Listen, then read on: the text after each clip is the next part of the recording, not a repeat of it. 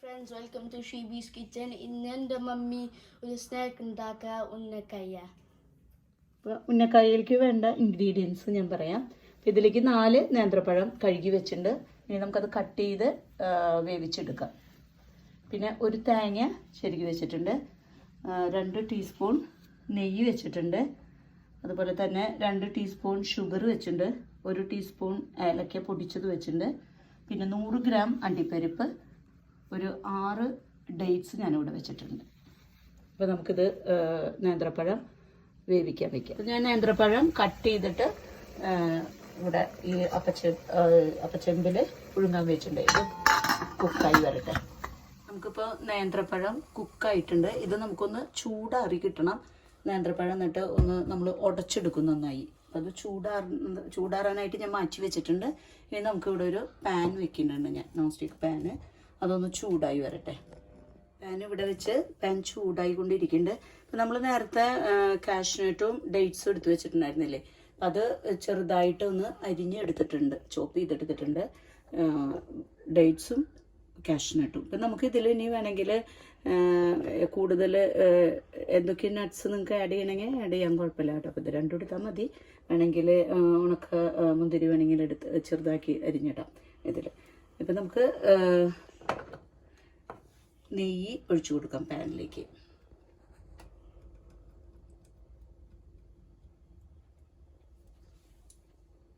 നെയ്യ് ചൂടായി, പാൻ നന്നായി ചൂടായിട്ടാണ് ഞാനതിലേക്ക് നെയ്യ് ഒഴിച്ചു കൊടുത്തിരിക്കുന്നത്. ഇപ്പം ഇതിലേക്ക് കാഷ്യൂനട്ട് ചോപ്പ് ചെയ്ത് വെച്ചത് ഇട്ട് കൊടുക്കാം.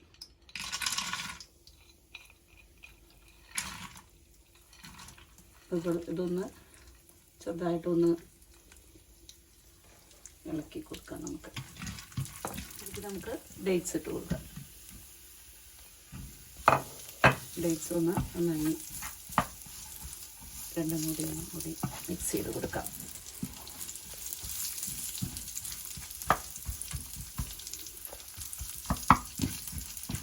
ഇതിലേക്ക് ഇനി നമുക്ക് തേങ്ങ ഇട്ട് കൊടുക്കാം.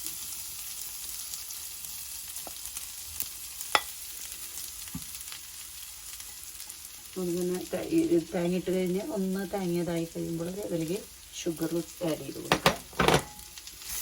നന്നായി നമുക്കിത് മിക്സ് ചെയ്ത് കൊടുക്കാം.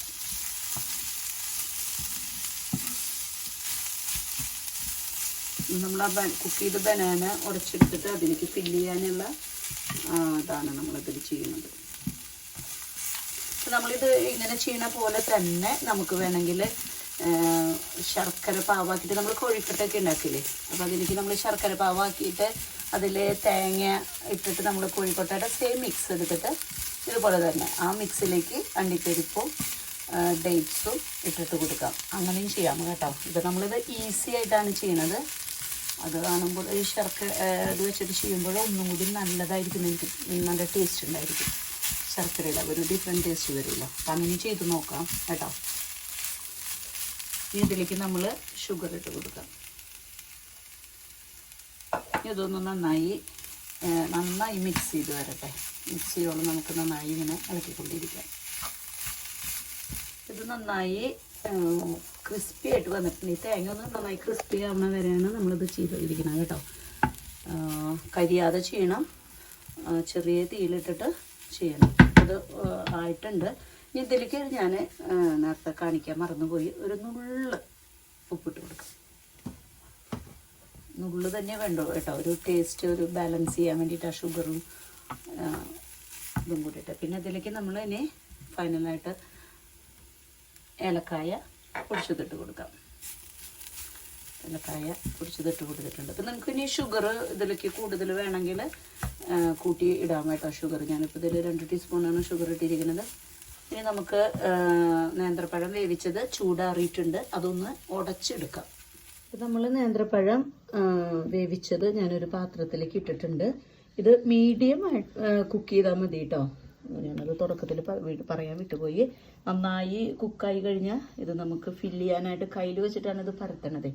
ഭയങ്കര പാടായിരിക്കും. അപ്പം ഇതിൻ്റെ ഉള്ളിൽ നമുക്ക് എല്ലാവർക്കും അറിയാം, നേന്ത്രപ്പഴം പുഴുങ്ങി കഴിയുമ്പോൾ ഇതിൻ്റെ ഉള്ളിൽ ഒരു കറുത്ത അരിമണി പോലെ ഒരു സാധനം കാണാം. അപ്പം അതെടുത്ത് മാറ്റിയിട്ട് അങ്ങനെ ഇതുള്ളത് ആ നാരെടുത്ത് മാറ്റിയിട്ടാണ് ഞാനിതിവിടെ വെച്ചിരിക്കുന്നത്. ചൂടാറിയിട്ടുണ്ട്.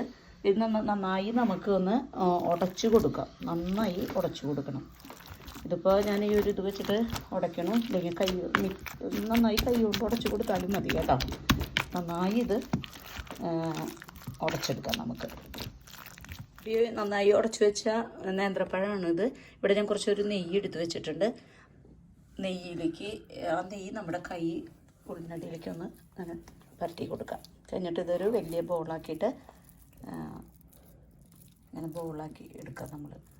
കഴിഞ്ഞിട്ട് കൈനുള്ളിനടിയിൽ വെച്ചിട്ട് നമ്മളിത് ഇങ്ങനെ പരത്തി കൊടുക്കാം.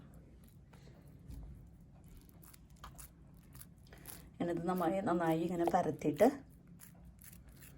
നമ്മളിതിൻ്റെ ഉള്ളിൽ ഇവിടെ വെച്ചിരിക്കുന്ന തേങ്ങയും കാഷ്യൂ നട്ടും ഒക്കെ നമ്മൾ നേരത്തെ ചെയ്ത് വെച്ചിട്ടുണ്ടല്ലോ, അതെടുത്തിട്ട് ഇതിൻ്റെ ഉള്ളിലേക്ക് ഫില്ല് ചെയ്ത് കൊടുക്കാം. കുറച്ച് ഫില്ല് ചെയ്താൽ മതി.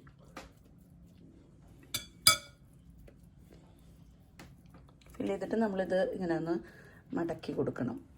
എന്നിട്ട് ഈ ഷേപ്പ് ഞാനിവിടെ ഉണ്ടാക്കി വെച്ചിട്ടുണ്ട് കാണിക്കാനായിട്ട്. അപ്പം ഞാൻ അത്രയും ലോങ് വീഡിയോ ഇടണ്ടെന്ന് വിചാരിച്ചിട്ടാണ്. അപ്പം എന്നിട്ട് നമ്മൾ ഇതേ ഷേപ്പിലിത് ഇങ്ങനെ കയ്യിൽ വെച്ചിട്ട് ചെയ്യാം. എന്നിട്ട് ഇനി ഇത് കഴിയുമ്പോൾ നമ്മളിതൊന്ന് പാനിലൊന്ന് ചെറുതായിട്ടൊന്ന് ഫ്രൈ ചെയ്തെടുക്കും. അത് ഞാൻ എങ്ങനെയാണെന്ന് കാണിച്ചു തരാം. നന്നായി ചൂടായിട്ടുണ്ട്. ഇതിലേക്ക് ഞാൻ കുറച്ച് ഓയിൽ ഒഴിച്ചു കൊടുക്കുന്നുണ്ട്.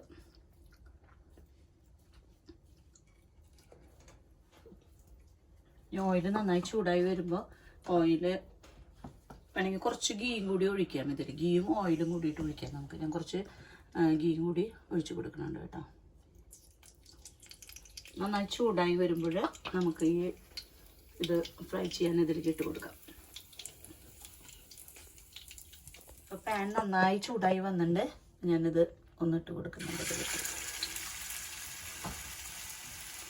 ഞാൻ ഓയിലും ഗീയും കൂടിയിട്ടാണ്, ഗീ കുറച്ച് ഒഴിച്ചിട്ടുള്ള ഒരു ടേസ്റ്റ് ഒന്നും കൂടി കൂടാൻ വേണ്ടിയിട്ടാണ് ഞാൻ അങ്ങനെ ചെയ്തത് കേട്ടോ.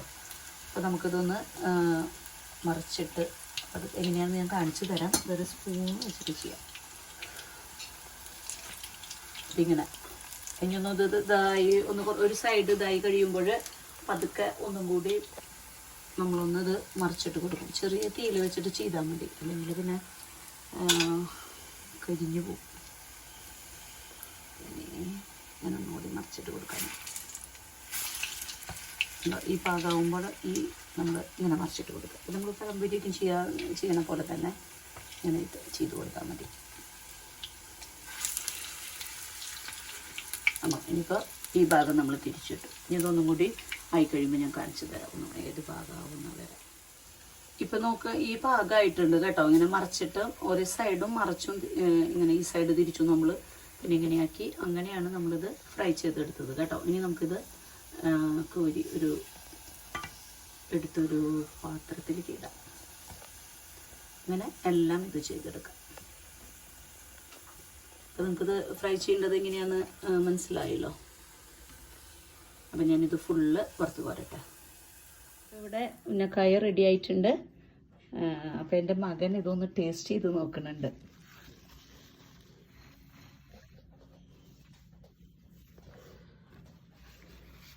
കട്ട് ചെയ്ത് തരാം ഞാൻ. ചൂടുണ്ടായിരിക്കും, നോക്കി കഴിക്കണം.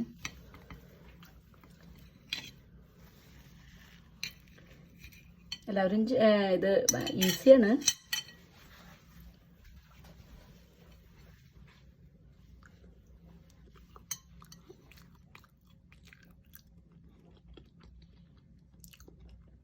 നല്ല ടേസ്റ്റ്. ഓക്കെ ആണോ? മധുരെല്ലാം പാകാണോ? ഇഷ്ടായോ? അപ്പൊ ഇനി എന്താ എല്ലാവരോടും പറയണ്ടേ? ഫ്രണ്ട്സിനോടൊക്കെ നമ്മൾ എന്താ പറയണ്ടേ? ലൈക്ക് ചെയ്യുക, സബ്സ്ക്രൈബ് ചെയ്യുക, ഷെയർ ചെയ്യുക. എന്ത് ഇത് ഇഷ്ടപ്പെടാണെങ്കിൽ ഇഷ്ടപ്പെട്ട ലൈക്ക് ചെയ്യുക, ഷെയർ ചെയ്യുക, സബ്സ്ക്രൈബ് ചെയ്യുക. Okay okay okay double okay. Yeah. അപ്പൊ എല്ലാവരും ഈ വീഡിയോ ഇഷ്ടമായി എന്ന് വിചാരിക്കുന്നു. അപ്പൊ അടുത്ത വീഡിയോ വരെ, അടുത്തൊരു വീഡിയോ ആയിട്ട് വരും വരെ. ബൈ. Thank you.